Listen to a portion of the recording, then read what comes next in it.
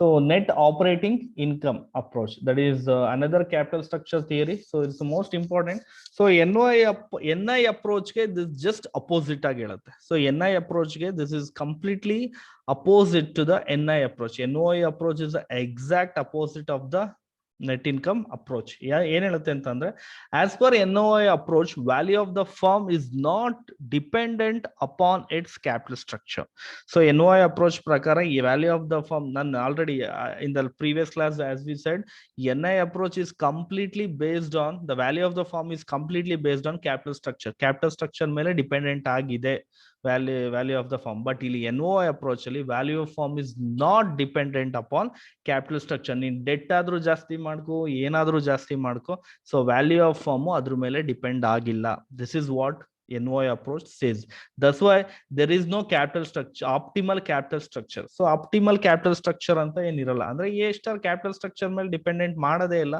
capital structure ಏನು ಅಫೆಕ್ಟೇ ಮಾಡಲ್ಲ ನಿನ್ ವ್ಯಾಲ್ಯೂ ಆಫ್ ಫರ್ಮ್ ಮೇಲೆ ಅಂತ ಈ ನೆಟ್ ಆಪರೇಟಿಂಗ್ ಇನ್ಕಮ್ ಅಪ್ರೋಚ್ ಹೇಳುತ್ತೆ. ಮತ್ತೆ ಯಾವ್ದ್ರ ಮೇಲೆ ಅದು ಇಲ್ಲಿ ಇದಾಗುತ್ತೆ, ಯಾವ್ದ್ರ ಮೇಲೆ ವ್ಯಾಲ್ಯೂ ಆಫ್ ಫರ್ಮ್ ಡಿಪೆಂಡೆಂಟ್ ಆಗಿದೆ ಅಂತ ನಾವು ಅಸಂಪ್ಷನ್ಸ್ ಅಲ್ಲಿ ನೋಡೋಣ. So assumptions are value WACC is always constant. WACC ನಾವು ಲಾಸ್ಟ್ ಪ್ರಾಬ್ಲಮ್ ಅಲ್ಲಿ ನೋಡಿದಾಗ WACC ನೋಡಿ ನೀವು ವೇರಿ ಆಗ್ತಾ ಬಂತು. ಅಂದ್ರೆ NI ಅಪ್ರೋಚ್ ಅಲ್ಲಿ, so in the previous problem ನಾವು ತಗೊಂಡಾಗ 14.29 ಇನ್ ಮತ್ತೆ ಡೆಟ್ ಜಾಸ್ತಿ ಆದಕ್ಷಣ ಏನಾಯ್ತು 12.25 ಆಯ್ತು. WACC ಏನಾಗ್ತಾ ಹೋಯ್ತು, this coming decrease, where debt ಜಾಸ್ತಿ ಆದಂಗೆ ಏನಾಯ್ತು WACC ಏನಾಯ್ತು ಡಿಕ್ರೀಸ್ ಆಯ್ತು. is always ಇಲ್ಲಿ, ಬಟ್ ಇದರಲ್ಲಿ NOI approach ಅಲ್ಲಿ it is constant and WACC is always constant. It depends on the business risk which remains constant. business risk ಕೂಡ ಏನಾಗಿರುತ್ತೆ ಇಲ್ಲಿ, ಅಲ್ಲಿ ವೇರಿ ಇದಾಗುತ್ತೆ, ಡಿಪೆಂಡ್ಸ್. ಇಲ್ಲಿ ಏನಾಗುತ್ತೆ, ಡಿಪೆಂಡ್ಸ್ ರಿಸ್ಕ್ ಮೇಲೆ ಇದಾಗಿರುತ್ತೆ, ವಿಟ್ ಡಿಪೆಂಡ್ಸ್ ಕಾನ್ಸ್ಟೆಂಟ್ ಆಗೇ ಇರುತ್ತೆ ಅಂತ ಹೇಳ್ತಾರೆ. So value of the firm ಯಾವ್ದ್ರ ಮೇಲೆ, last time value of the firm ನಾವ್ ಹೆಂಗ್ ಕಂಡುಹಿಡಿತಿದ್ವು ಅಂದ್ರೆ overall cost of capital ಮೇಲೆ ಕಂಡುಹಿಡಿತಿದ್ವು. ಈ ಸಲನು ಅದನ್ನೇ ಕಂಡುಹಿಡಿತಿದ್ವಿ ಅದ್ರ ಮೇಲೆ. ಬಟ್ ಇಲ್ಲಿ ಡೆಟ್ ಮತ್ತೆ ಈಕ್ವಿಟಿನ ನಾವು ಬೇಸ್ ಆಗಿ ತೊಗೊಳಲ್ಲ. ವ್ಯಾಲ್ಯೂ ಆಫ್ ಫರ್ಮ್ ನ ನಾವ್ ಏನ್ ಫಾರ್ಮುಲಾ ಕಂಡುಹಿಡಿತಿದೀವಿ ಅಂತಂದ್ರೆ, ಡೆಟ್ ನ ವ್ಯಾಲ್ಯೂ ಕಂಡುಹಿಡಿತಿದ್ದು ಮತ್ತೆ ಈಕ್ವಿಟಿನ ವ್ಯಾಲ್ಯೂ ಕಂಡುಹಿಡಿದ್ಬಿಟ್ಟು ಎರಡನ್ನೂ ಟೋಟಲ್ ಮಾಡ್ತಾ ಇದ್ದು in the NI approach.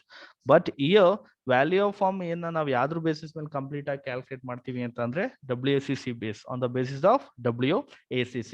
Next is cost of date is constant. Cost of debt ಕೂಡ ಏನಾಗಿರುತ್ತೆ ಇಲ್ಲಿ, ಕಾನ್ಸ್ಟೆಂಟ್ ಆಗಿರುತ್ತೆ. So corporate income tax as income tax last assumption ತರ NI ಅಪ್ರೋಚ್ ಅಲ್ಲೂ ಕೂಡ ಅದೇ ಇರುತ್ತೆ. NI ಅಪ್ರೋಚ್ ಅಲ್ಲಿ ಇದ್ದ ಹೇಳ್ದಂಗೆ ಕಾಸ್ಟ್ ಆಫ್ ಇನ್ಕಮ್ ಟ್ಯಾಕ್ಸ್ ಏನಾಗಿರುತ್ತೆ ಇಲ್ಲಿ ಕೂಡ ಇರಲ್ಲ. So this is the NOI approach. So NOI approach ಅಂದಷ್ಟು ನಿಮ್ಗೊಂದು ಕ್ಲಾರಿಟಿ ಬರಲಿ, ಇಲ್ಲಿ ಕ್ಯಾಪಿಟಲ್ ಸ್ಟ್ರಕ್ಚರ್ ಯಾವುದೇ ರೀತಿ ಇಂಪ್ಯಾಕ್ಟ್ ಮಾಡಲ್ಲ ವ್ಯಾಲ್ಯೂ ಆಫ್ ದ ಫರ್ಮ್ ಮೇಲೆ. ನೀನು ಡೆಟ್ ನ ಜಾಸ್ತಿನಾದ್ರೂ ಮಾಡು, ಕಡಿಮೆನಾದ್ರೂ ಮಾಡು, so value of the firm ಅದ್ರ ಮೇಲೆ ಇಂಪ್ಯಾಕ್ಟ್ ಅಲ್ಲ. That is completely impact on WACC. It's completely impact on what, WACC ಮೇಲೆ ಅದೇನಾಗುತ್ತೆ, ಇಂಪ್ಯಾಕ್ಟ್ ಆಗುತ್ತೆ. So that's the all about NOI approach. So ಇನ್ನು ಹೇಳ್ಬೇಕು ಅಂತಂದ್ರೆ NOI propositions, higher use of higher component borrowing in capital structure increases. ಅವರು ಇನ್ನೂ define ಉಲ್ಟಾ ಹೇಳ್ತಾ ಇದ್ದಾರೆ. ನಾನು ಆಲ್ರೆಡಿ ನಿಮ್ಗೆ ಲಾಸ್ಟ್ NI ಅಪ್ರೋಚ್ ಅಲ್ಲಿ ಬಂದು while explaining NI approach, more debt ಏನಾಗುತ್ತೆ ಅಂತ ಅಂದ್ರೆ more value of the firm ಜಾಸ್ತಿ ಆಗುತ್ತೆ, WACC ರೆಡ್ಯೂಸ್ ಆಗುತ್ತೆ ಅಂತ ಹೇಳ್ತಾ ಇದೆ. ಬಟ್ ಇವರು ಏನ್ ಹೇಳ್ತಾ ಇದ್ದಾರೆ ಈ ಅಪ್ರೋಚ್ ಅಲ್ಲಿ, ವಾಡಿ ಸೇಸ್ ಅಂತ ಅಂದ್ರೆ, ಡೆಟ್ ನ ಜಾಸ್ತಿ ಮಾಡಿದ್ರೆ ರಿಸ್ಕ್ ಜಾಸ್ತಿ ಇರುತ್ತೆ ಕ್ಯಾಪಿಟಲ್ ಸ್ಟ್ರಕ್ಚರ್ ಅಲ್ಲಿ. There is increase the risk of shareholders. ಯಾಕಂದ್ರೆ ಬಡ್ಡಿ ಕಟ್ಟಬೇಕಲ್ಲ, obligation is more, so obviously interest they had to pay. ಅದರಿಂದ ಏನಾಗುತ್ತೆ, ಕಂಪ್ಲೀಟ್ಲಿ ರಿಸ್ಕ್ ಇಸ್ ಮೋರ್ ಅಂತ ಹೇಳ್ತಾ ಇದ್ದಾರೆ. Increase in shareholders risk ಏನಾದ್ರು ಜಾಸ್ತಿ ಆದ್ರೆ ಈಕ್ವಿಟಿ ಕ್ಯಾಪಿಟಲೈಸೇಷನ್ ರೇಟ್ ಏನಾಗುತ್ತೆ, ಇನ್ಕ್ರೀಸ್ ಆಗುತ್ತೆ.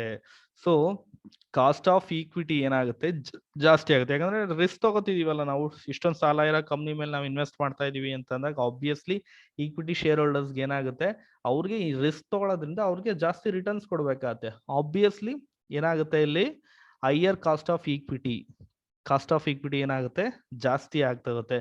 Higher cost of equity advantages due to cheaper, ಅಂದ್ರೆ ಕಾಸ್ಟ್ ಆಫ್ ಡೆಟ್ ಏನಾಗುತ್ತೆ ಮತ್ತೆ ಒಂದ್ ಸೆಕೆಂಡ್ ಡಿಕ್ರೀಸ್ ಆಗುತ್ತೆ. The finance mix is totally, ಇಲ್ಲಿ ನೀನು ಡೆಟ್ ಈಕ್ವಿಟಿ ಮೇಲೆ ಇಂಪ್ಯಾಕ್ಟ್ ಆಗಲ್ಲ. The finance mix is irrelevant, does not impact on the value of the firm. Value of the firm ಮೇಲೆ ಯಾವುದೇ ರೀತಿ ಇಂಪ್ಯಾಕ್ಟ್ ಮಾಡಲ್ಲ. It's only impact by the WACC ಅಂತ ಇಲ್ಲಿ ಹೇಳಕ್ ಟ್ರೈ ಮಾಡಿದ್ದಾರೆ. ಇನ್ನೊಂದು ನ್ಯೂಟ್ರಲೈಸೇಷನ್ ಹೇಳಿದೆ. ಏನ್ ಹೇಳಿದಾರೆ ನೋಡೋಣ ಇಲ್ಲಿ. The increase in the proportion of debt in the capital structure would lead to increase in the financial risk of equity shareholders. So ನೀನು ಡೆಟ್ ನ ಜಾಸ್ತಿ ಮಾಡ್ತಾ ಹೋದ್ರೆ ನಿನ್ನ ಕ್ಯಾಪಿಟಲ್ ಸ್ಟ್ರಕ್ಚರ್ ಅಲ್ಲಿ, ಕಂಪ್ನೀಸ್ ಕ್ಯಾಪಿಟಲ್ ಸ್ಟ್ರಕ್ಚರ್ ಅಲ್ಲಿ ಏನೋ ಡೆಟ್ ನ ಜಾಸ್ತಿ ಮಾಡ್ತಾ ಹೋದ್ರೆ obviously risk, financial, especially financial risk is more to the equity shareholder. The advantages is associated with the use of relative less expensive debt in terms of explicit cost is exactly neutralized by the implicit cost of the debt represented by increase in the cost of equity. So ಆದಷ್ಟು ನೀವು explicit cost ನ implicit cost ಜೊತೆ neutralise ಮಾಡಬೇಕು ಅಂತ ಇಲ್ಲಿ ಹೇಳ್ತಾ ಇದ್ದಾರೆ. Okay, that is neutralisation. Next is graph. ನೀವು ಲಾಸ್ಟ್ ಟೈಮ್ ಗ್ರಾಫ್ ನೋಡಿದ್ರಿ. ಲಾಸ್ಟ್ ಟೈಮ್ ಗ್ರಾಫ್ ಅಲ್ಲಿ ಹೆಂಗಿತ್ತು ಅಂತಂದ್ರೆ ಜಸ್ಟ್ ಶೋ NI ಅಪ್ರೋಚ್ ಗ್ರಾಫ್ ಹಿಂಗಿದೆ ನೋಡಿ ಇಲ್ಲಿ. So NI approach, don't confuse with NOI, this is NI approach. Cost of equity constant ಇದೆ, ಕಾಸ್ಟ್ ಆಫ್ ಡೆಟ್ ಕಾನ್ಸ್ಟೆಂಟ್ ಇದೆ. ಕಾಸ್ಟ್ ಆಫ್ ಡೆಟ್ ಆಬ್ವಿಯಸ್ಲಿ ಏನಾಗಿದೆ, cheaper than cost of equity ಇದೆ. ಇಲ್ಲಿ very ಆಗಿರೋದು ಯಾವುದು ಅಂತಂದ್ರೆ WACC. ಇಲ್ಲಿ ವೇರಿ ಆಗ್ತಾ ಇರೋದು ಗಮನ ಇಟ್ಟು ನೋಡಿ. The vary is only on WACC ಅಂದ್ರೆ overall cost of capital ಮಾತ್ರ, KO ಮಾತ್ರ ಇದಾಗ್ತಾ ಇದೆ. ಬಟ್ NI ಅಪ್ರೋಚ್ ನಾವು ತಗೊಂಡಾಗ, if you observe NOI approach ನೋಡಿದಾಗ KO is ಕಾನ್ಸ್ಟೆಂಟ್. KO ಏನಾಗಿದೆ, ಕಾನ್ಸ್ಟೆಂಟ್ ಆಗಿದೆ. KD ಏನಾಗಿದೆ, ಕಡಿಮೆ ಇದೆ. KD is also constant. But cost of equity ಏನಾಗ್ತಾ ಹೋಗುತ್ತೆ, ರಿಸ್ಕ್ ಜಾಸ್ತಿ ತಗೋತಾ ಇದೀವಿ. ಯಾಕಂದ್ರೆ ಡೆಟ್ ಜಾಸ್ತಿ ಆದಂಗೆ ಏನಾಗ್ತಾ ಹೋಗುತ್ತೆ, ಕಾಸ್ಟ್ ಆಫ್ ಈಕ್ವಿಟಿ ಏನಾಗುತ್ತೆ, ಜಾಸ್ತಿ ಆಗುತ್ತೆ. ಅದನ್ನೇ ಇಲ್ಲಿ ಹೇಳ್ತಾ ಇರೋದು. ನೀನು ಡೆಟ್ ನ ಜಾಸ್ತಿ ಮಾಡಿದ್ರೆ ಏನಾಗುತ್ತೆ, ಕಾಸ್ಟ್ ಆಫ್ ಈಕ್ವಿಟಿ ಏನಾಗ್ತಾ ಹೋಗುತ್ತೆ, ಜಾಸ್ತಿ ಆಗ್ತಾ ಹೋಗುತ್ತೆ. ಅದನ್ನೇ ಹೇಳ್ತಾರೆ cost of capital is constant ಅಂದ್ರೆ KO ಅಂದ್ರೆ WACC is constant as the proportion of debt increases. Debt ಜಾಸ್ತಿ ಆದ್ರೆ cost of equity increases. Cost of equity ಏನಾಗುತ್ತೆ, ಇನ್ಕ್ರೀಸ್ ಆಗುತ್ತೆ. No effect on overall cost of. WACC ಮೇಲೆ ಏನೇ impact ಅಲ್ಲ. ನೀನು ಡೆಟ್ ಸಾಲ ಜಾಸ್ತಿ ಮಾಡಿದ್ರೆ ಇಂಪ್ಯಾಕ್ಟ್ ಆಗೋದು ಯಾವ್ದ್ರ ಮೇಲೆ, ಕಾಸ್ಟ್ ಆಫ್ ಈಕ್ವಿಟಿ ಮೇಲೆ ಅಂತ ಇಲ್ಲಿ ಹೇಳ್ತಾ ಇರೋದು. So what is the difference now you tell. ಈಗ you can tell that one, anyone ನೀವು ಅದನ್ನ ಹೇಳ್ಬೋದು. ಲಾಸ್ಟ್ 5 minutes ಅಲ್ಲಿ ನಾನು ಅದು ಹೇಳ್ತೀನಿ ಈಗ. Okay, I will finish of the part now. Hopefully you understand what is this. Actually ಇದನ್ನ ಅರ್ಥ ಮಾಡ್ಕೊಂಡ್ರಿ ಅನ್ಕೊಂಡಿದ್ದೀನಿ ನಾನು. So NI approach is nothing but what is trying to tell that one, NOI approach is not depend, value of the firm is not dependent on capital structure ಮೇಲೆ dependent ಆಗಿಲ್ಲ. ನಿನ್ನ debt ನ ಅಲ್ಲೇನ್ ಹೇಳ್ತಾ ಇತ್ತು, NI ಅಪ್ರೋಚ್ ಅಲ್ಲಿ debt ನ ಜಾಸ್ತಿ ಮಾಡ್ತಾ ಹೋದ್ರೆ over all cost of capital reduce ಆಗ್ತಾ ಹೋಗುತ್ತೆ, ವ್ಯಾಲ್ಯೂ ಆಫ್ ದ ಫರ್ಮ್ ಜಾಸ್ತಿ ಆಗ್ತಾ ಹೋಗುತ್ತೆ ಅಂತ ಇಲ್ಲಿ ಹೇಳ್ತಾ ಇದ್ದಾರೆ. ಬಟ್ ಇಲ್ಲಿ ಆ ತರ ಹೇಳ್ತಾ ಇಲ್ಲ. ನೀನು ಡೆಟ್ ನ ಜಾಸ್ತಿ ಮಾಡಿದ್ರೆ ನಿನಗೆ ಕಾಸ್ಟ್ ಆಫ್ ಈಕ್ವಿಟಿ ಏನಾಗುತ್ತೆ, ಜಾಸ್ತಿ ಆಗುತ್ತೆ. WACC is constant. WACC is constant. So ಒಂದು ಪ್ರಾಬ್ಲಮ್ ನೋಡಿ ಇಲ್ಲಿ, ಅದ್ರ ರಿಲೆವೆಂಟ್ ಆಗಿ you can observe this problem. So ಇದಕ್ಕೆ ನಾವು ಗ್ರಾಫ್ ಮಾಡ್ಕೋಬಹುದು ಬೇಕಾದ್ರೆ. So calculate the value of the firm and cost of equity. ಕಾಣಿಸ್ತಿದೆಯಲ್ಲ, ಹೋಪ್ಫುಲಿ ಎಲ್ರಿಗೂ ಕಾಣಿಸ್ತಿದೆ ಅನ್ಕೊಂಡಿದ್ದೀನಿ.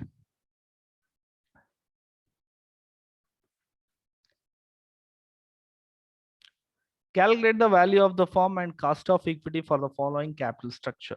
So in this problem, EBIT is 2 lakh, WACC is 10%, KD is 6%. That's cost of equity is 6%. ಇಲ್ಲಿ WACC ಕೊಟ್ಟಿದ್ದಾರೆ, ನಮಗೆ ಕಾಸ್ಟ್ ಆಫ್ ಈಕ್ವಿಟಿ ಕೊಟ್ಟಿಲ್ಲ, ನಾವೇ ಕಂಡುಹಿಡ್ಕೋಬೇಕಾಗುತ್ತೆ. So we are going to calculate cost of equity and value of the firm ಎರಡು. In the previous NI approach ಅಲ್ಲಿ ನಾವು major ಆಗಿ ಕ್ಯಾಲ್ಕುಲೇಟ್ ಮಾಡ್ತಿದ್ವು ಅಂದ್ರೆ ವ್ಯಾಲ್ಯೂ ಆಫ್ ಫರ್ಮ್ ಮತ್ತೆ cost of overall cost of capital WACC calculate ಮಾಡ್ತಿದ್ದು. But ಈ problem ಅಲ್ಲಿ NOI ಅಲ್ಲಿ ನಮಗೆ overall cost of capital ಏನಾಗುತ್ತೆ, ಕಾನ್ಸ್ಟೆಂಟ್ ಆಗುತ್ತೆ. ಮತ್ತೆ KD ಕಾಸ್ಟ್ ಆಫ್ ಡೆಟ್ ಕೂಡ ಕಾನ್ಸ್ಟೆಂಟ್ ಆಗುತ್ತೆ. 3 ಆಪ್ಷನ್ ಕೊಟ್ಟಿದ್ದಾರೆ. The first option is 3 lakh debt, 4 lakh debt, 5 lakh debt. ಈ 3 ಆಪ್ಷನ್ಗೆ ನೋಡಿ ಇಲ್ಲಿ. So EBIT is 2 lakh, 2 lakh, 2 lakh, 2 lakh. That is 3 options, 2 lakh, 2 lakh ಆಯ್ತು. Over all cost of capital ಎಷ್ಟು, 10%, 10%, 10%. Value of the firm, value of the ಫಾರ್ಮ್ಗೆ ನೀವು ಕಂಡುಹಿಡಿಯೋ formula already ನಾನು ಹೇಳಿದ್ದೆ. That is EBIT divided by WACC. EBIT divided by ಏನ್ ಮಾಡ್ತಿದ್ರಿ ನೀವು, value of the form ಕಂಡುಹಿಡಿಬೇಕು. ಓಕೆ, ಅದು ಹೇಳೋದು ನಿಮ್ಗೆ ಆಕ್ಚುಲಿ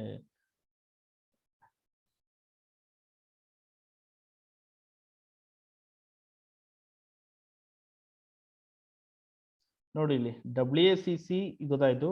ವ್ಯಾಲ್ಯೂ ಆಫ್ ದ ಫಾರ್ಮ್ಗೆ ಫಾರ್ಮುಲಾ ಏನಪ್ಪಾ ಅಂತ ಅಂದ್ರೆ value of the firm is equal to EBIT. I'm writing here.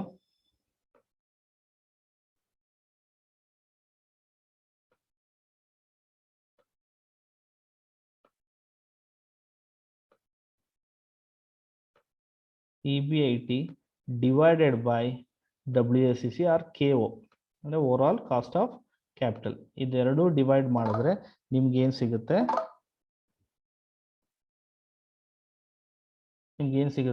Value of the form ಸಿಗುತ್ತೆ. ಅಂದ್ರೆ 2 lakh ಡಿವೈಡೆಡ್ ಬೈ 0.1 ಮಾಡಿ. 10% ಅಂದ್ರೆ ಹೇಳಿ 0.1. 2 lakh ಡಿವೈಡ್ ಬೈ 0.1 ಎಷ್ಟು ಬರುತ್ತೆ? 20 lakh ಬರುತ್ತೆ. ಇದು 2 lakh ಬೈ ಎಲ್ಲ ಕಾನ್ಸ್ಟೆಂಟ್ ಆಗುತ್ತೆ. ವ್ಯಾಲ್ಯೂ ಆಫ್ ಫಾರ್ಮ್ ನೋಡಿ ಏನಾಯ್ತು, ಇಲ್ಲಿ ಕಾನ್ಸ್ಟೆಂಟ್ ಆಯ್ತು. 20 lakh 20 lakh 20 lakh. So value of the firm ನಮಗೆ ಗೊತ್ತಾಯ್ತು 20 lakh 20 lakh 20 lakh ಅಂತ ಗೊತ್ತಾಯ್ತು. ವ್ಯಾಲ್ಯೂ ಆಫ್ ಡೆಟ್ ಅವರೇ ಹೇಳಿದಾರೆ ಎಷ್ಟು?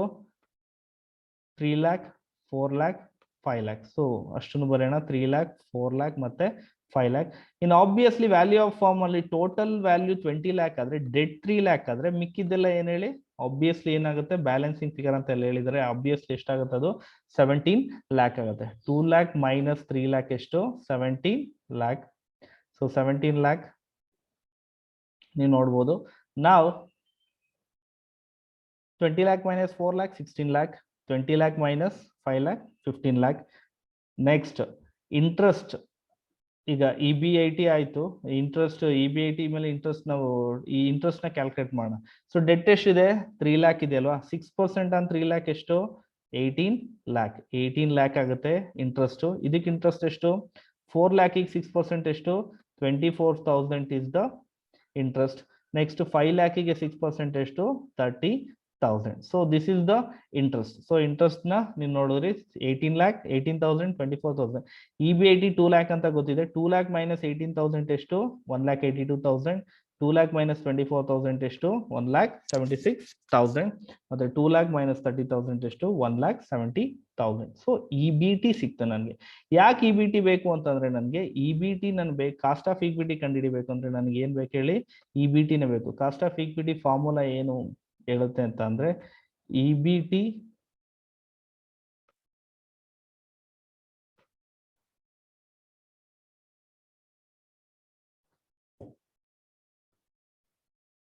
ಸಾರಿ EBT ಅಲ್ಲ,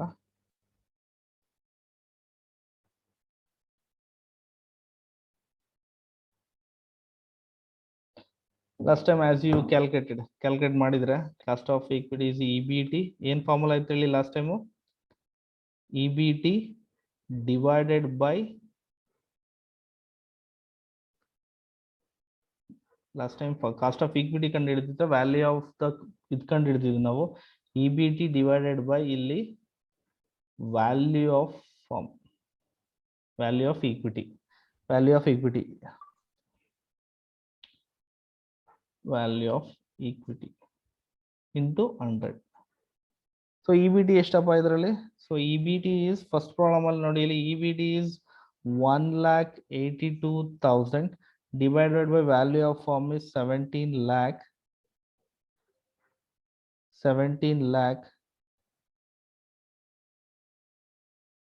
into 100 ಎಷ್ಟು ಬರುತ್ತೆ? 10.7. So that's what actually. ಯಾವ ತರ ಮಾಡೋದು ಅಂದ್ರೆ EBT ಎಷ್ಟಿದೆ? EBT 1,82,000 divided by value of equity. Value of equity ಎಷ್ಟಿದೆ ನೋಡಿ ಇಲ್ಲಿ? 17 lakh. 17 lakh ಮಾತ್ರ ಇದೆ. 1,82,000 ಡಿವೈಡೆಡ್ ಬೈ 17 lakh ಇಂಟು 100 ಮಾಡಿದ್ರೆ ಎಷ್ಟು ಬರುತ್ತೆ? 10.72 ಬರುತ್ತೆ. ನೆಕ್ಸ್ಟ್ ಇಸ್ ವ್ಯಾಲ್ಯೂ ಇದಕ್ಕೆ ಕಂಡು ಹಿಡಿಯೋದಾದ್ರೆ ನೆಕ್ಸ್ಟ್ ಆಪ್ಷನ್ 2 ಆದ್ರೆ 1,76,000 divided by 16 lakh into 100 ಮಾಡಿದ್ರೆ ಎಷ್ಟು ಬರುತ್ತೆ? 11% ಬರುತ್ತೆ. ನೆಕ್ಸ್ಟ್ ಇಸ್ 15 lakh ಮತ್ತೆ ಸಾರಿ 1,70,000 divided by 15 lakh into 100 ಮಾಡಿದ್ರೆ 11.33 ಬರುತ್ತೆ. ಸೊ ಒಂದು ಅಬ್ಸರ್ವ್ ಮಾಡ್ಬೇಕಾಗುತ್ತೆ ನೀವು ಡೆಟ್ ಜಾಸ್ತಿ ಆದಂಗೆ ಏನಾಗುತ್ತೆ? ಕಾಸ್ಟ್ ಆಫ್ ಈಕ್ವಿಟಿ ಏನಾಗ್ತಾ ಹೋಗುತ್ತೆ?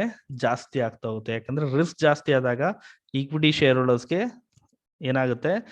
ಕಾಸ್ಟ್ ಜಾಸ್ತಿ ಆಗ್ತಾ ಹೋಗುತ್ತೆ. 10.71 ಇತ್ತು 3 lakh ಇದ್ದಾಗ. 4 lakh ಆದಾಗ 11% ಆಯ್ತು. ಇದಾದಾಗ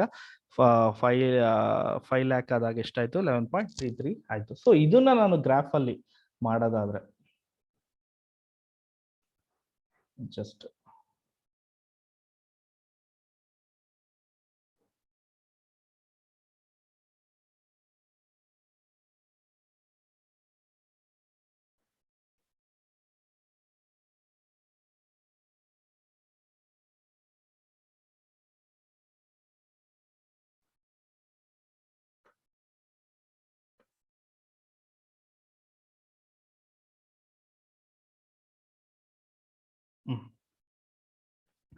so if you put this in graph, so ನೋಡಿ ಇಲ್ಲಿ,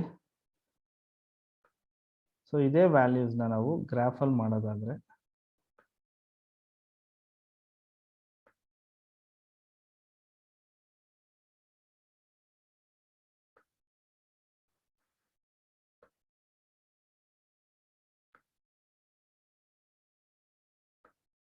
ವ್ಯಾಲ್ಯೂಸ್ ನೆನಪಿರ್ಲಿ ನಿಮ್ಗೆ, ನಮಗೆ 3 ವ್ಯಾಲ್ಯೂ ಬೇಕು. Cost of debt, what is the value?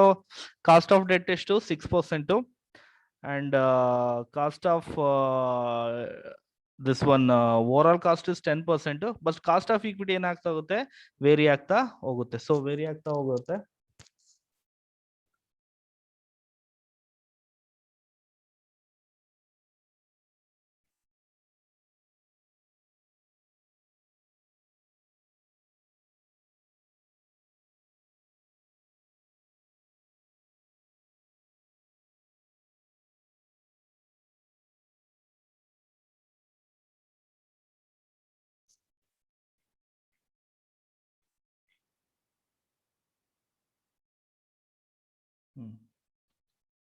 We'll use whiteboard for this. You can remember this one. ಎಷ್ಟು ಅಂತ ನೀವು ನೆನಪಿಟ್ಕೊಳ್ಳಿ.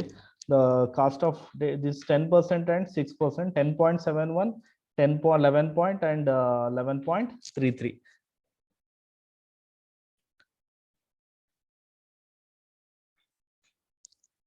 Okay.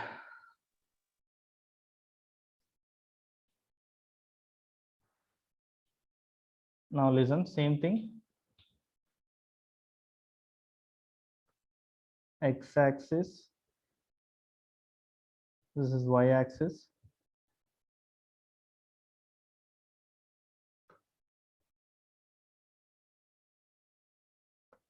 This is x-axis. So as you know, il debt mele matte base ಮಾಡಿರೋದ್ರಿಂದ, so I'm just telling. This is cost. This is debt. One side is cost. Graph ಮಾಡೋದು ಹೇಗೆ ಅಂತ ನಾನು ಹೇಳ್ತಾ ಇರೋದು. ಇದರಲ್ಲಿ ನಿಮಗೆ ಡ್ರಾ ಗ್ರಾಫ್ ಅಂತ ಕೇಳ್ತಾರೆ ಎಕ್ಸಾಮಿನೇಷನ್ ಅಲ್ಲಿ. So debt obviously 0.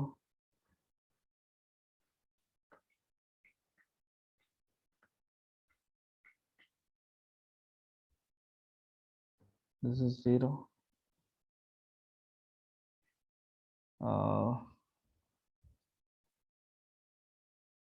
Just go for 2,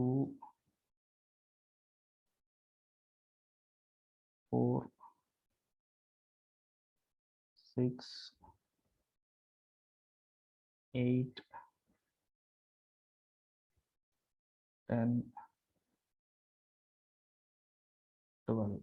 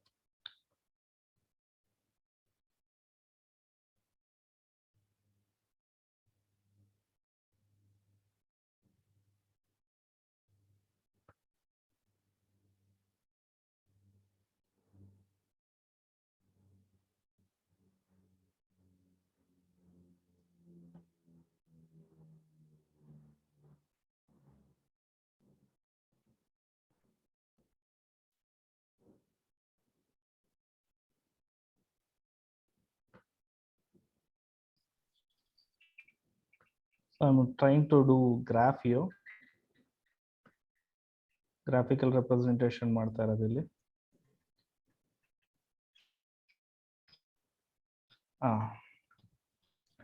This is graphical representation. One side x-axis is debt and y-axis cost.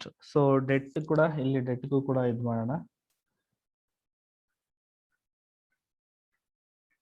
So debt in this problem 3 lakh, 4 lakh, 1 lakh ಆ ತರ ಇದೆ. So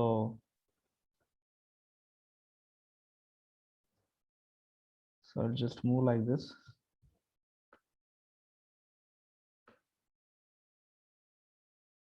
This is 0, obviously. 1 lakh, 2 lakh, 3 lakh, 4 lakh, 5 lakh. And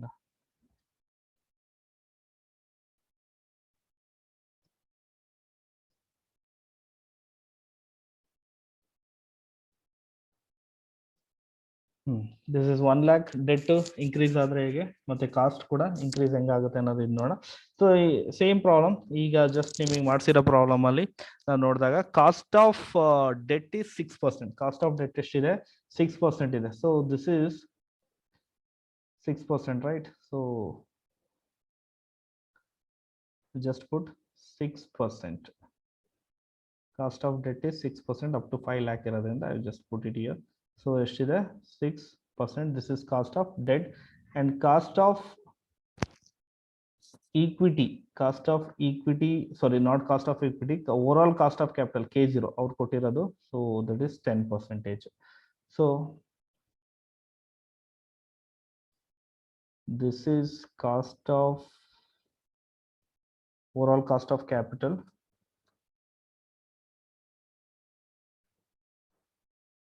This is cost of debt. This both are constant. So ಎರಡು constant ಇದೆ. So one is 10%, another one 6%. But ಇಲ್ಲಿ ನಾವು observe ಮಾಡ್ಬೇಕಾಗಿರೋದು ಏನು ಅಂತ ಅಂದ್ರೆ ಕಾಸ್ಟ್ ಆಫ್ ಇಕ್ವಿಟಿ ವೇರೀಸ್ ಆಗುತ್ತೆ. ಯಾವಾಗಲೂ over cost of capital debt ಜಾಸ್ತಿ ಆದಂಗೆ ಏನಾಗುತ್ತೆ ಇಲ್ಲಿ ಕಾಸ್ಟ್ ಆಫ್ ಇಕ್ವಿಟಿ ಏನಾಗುತ್ತೆ ಜಾಸ್ತಿ ಆಗುತ್ತೆ ಅಂತ ಇಲ್ಲಿ ಹೇಳ್ತಾ ಇರೋದು. ಸೊ ಆಬ್ವಿಯಸ್ಲಿ ಎಷ್ಟಿದೆ 2 lakh ಇದೆಯಲ್ವಾ. ಸೊ 2 lakh ಇದ್ದಾಗ 10.71% ಬಂದಿದೆ. ಎಷ್ಟು ಬಂದಿದೆ ಅದು? 10.71% ಬಂದಿದೆ. ಸೊ ಇಲ್ಲಿಂದ ನಾವು ಇಲ್ಲಿಂದ ಅಪ್ಗ್ರೇಡ್ ಮಾಡಿದಾಗ 2 lakh ಬಂದಾಗ almost the line is like this 10.71% ಹಿಂಗಾಗಿದೆ. So next is after that 11 immediately ಏನಾಗಿದೆ 3 lakh ಮಾಡಿದಾಗ ಏನಾಗಿದೆ ಇದು ಬಂದಿದೆ. ನೆಕ್ಸ್ಟ್ ಅದಾದ್ಮೇಲೆ 11 and 11.33%. 11 and 11.33%.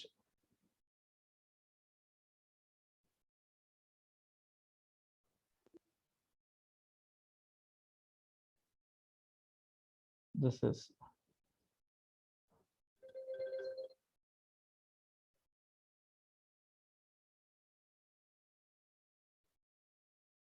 first is this move cost of equity ಎಲ್ಲಿಂದ ಮೂವ್ ಆಗುತ್ತೆ ಅಂತ ನೋಡಿ ಇಲ್ಲಿ. This is above the cost of first is 2 lakh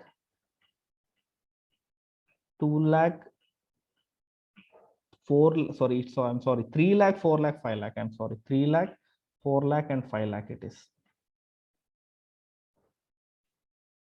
3 lakh ಅಂದಾಗ this is obviously ಇಲ್ಲಿ ಬರುತ್ತೆ 10.71 3 lakh ಇಲ್ಲಿ ಬರುತ್ತೆ. ನೆಕ್ಸ್ಟ್ ಅದಾದ್ಮೇಲೆ ಇಟ್ಸ್ ಇನ್ಕ್ರೀಸಿಂಗ್ ಆಲ್ಮೋಸ್ಟ್ 11 ಪಾಯಿಂಟ್ ಇಲ್ಲಿ ತನಕನೂ ಬರುತ್ತೆ 5 lakh ಇಲ್ಲಿ ಬರುತ್ತೆ. So this become cost of equity. So cost of ಈಕ್ವಿಟಿನ ಇದು ಅಬ್ಸರ್ವ್ ಮಾಡ್ತೀರಾ. ಸೊ ಈ ಅಬ್ಸರ್ವ್ ಮಾಡಿದಾಗ ಸೊ ನಾವು ನೋಡಿ ಈಗ ಸೊ 3 lakh ಇಲ್ಲಿ ಬರುತ್ತೆ. 4 lakh ಹೋದಾಗ ಇನ್ನೂ ಸ್ವಲ್ಪ ಜಾಸ್ತಿ ಆಗುತ್ತೆ. 5 lakh ಬಂದಾಗ ಇನ್ನೂ ಸ್ವಲ್ಪ ಜಾಸ್ತಿ ಆಗುತ್ತೆ. So this is the point. ಇದೇನು ಬರೆಯೋ ನೆಸೆಸಿಟಿ ಇಲ್ಲ ನೀವು. ಸೊ ಈ ಪಾಯಿಂಟ್ನ ನೀವು ಹೇಳ್ಬೇಕಾಗತ್ತೆ. So this is graphical representation of the N O I approach. ನೀವು ಅದನ್ನ ಗ್ರಾಫಲ್ಲಿ ಬರೀರಿ, ಡ್ರಾಫ್ಟ್ ಮಾಡಿ ಅಂತ ಅಂದ್ರೆ ಈ ತರ ಮಾಡ್ಬೇಕಾಗತ್ತೆ. ಸೊ ಇವೆರಡು ಕಾನ್ಸ್ಟೆಂಟ್ ಆಗಿರುತ್ತೆ, ಓವರ್ ಕಾಸ್ಟ್ ಆಫ್ ಕ್ಯಾಪಿಟಲ್ ಮತ್ತೆ ಇದು. ಬಟ್ ಕಾಸ್ಟ್ ಆಫ್ ಈಕ್ವಿಟಿ ಏನಾಗುತ್ತೆ, ನೀನು ಡೆಟ್ ನ ಜಾಸ್ತಿ ಮಾಡ್ದಂಗೆ ಏನಾಗುತ್ತೆ, ಇದು ಕೂಡ ಏನಾಗ್ತಾ ಹೋಗುತ್ತೆ, ಇನ್ಕ್ರೀಸ್ ಆಗ್ತಾ ಹೋಗುತ್ತೆ. That's all.